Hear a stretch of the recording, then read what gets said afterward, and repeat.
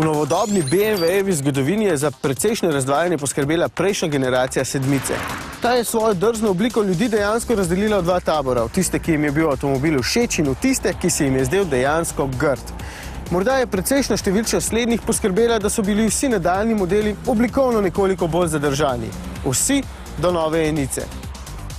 Ne bom rekel, da je grda, se pa je treba takšne oblike vsekakor nekoliko navaditi in to tudi ni prvi BMW, ki mi sprva ni bil simpatičen, a sem potem svoje mnenje nekoliko spremenil, sem se ga navadil. Je pa res, da s temi dodatki minijevskimi, kot so ta bela platišča, bela ogledala in te bele črte, avtomobil vsekakor deluje nekoliko bolj všečno. Ena od stvari, ki jih pri avtomobilu neizmerno cenim, je, da takoj, ko se vanj usedem, da se počutim domače. Le redko kateri avtomobil mi to zna ponuditi, včasih se je treba peljati precej dlje, da se telo navadi na sedež in na volan, pri BMW-ju znajo to vedno.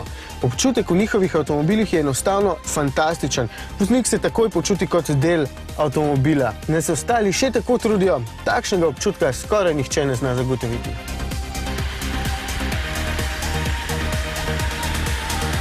Ampak dovolj o sami obliki. Nova enica je zrasla, kar je odlično na dveh področjih. Prvič zato, ker je sedaj prostorsko povsem konkurenčna ostalim tekmecem, prirastek medosja, širine in dolžine pa namreč pomeni, da se zadaj sedi dobro. Slogan "Ima vse, kar imajo veliki" ste že slišali, velja pa tudi za ta avtomobil. Z novo generacijo so enico opremsko dvignili na mnogo večji nivo, v njej pa odslej najdete elemente, ki so do sedaj krasili le večje modele.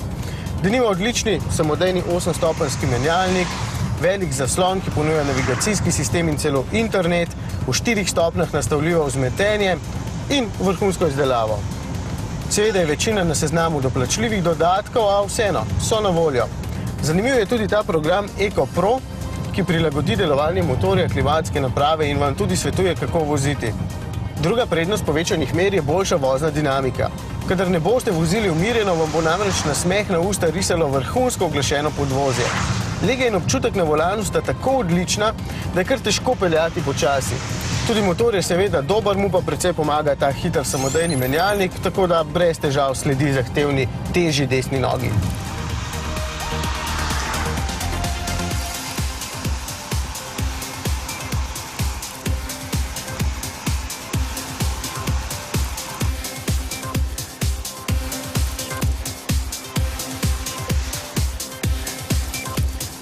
Če sem doslej edino zamero namenil obliki nove enice, pa gre druga ceni.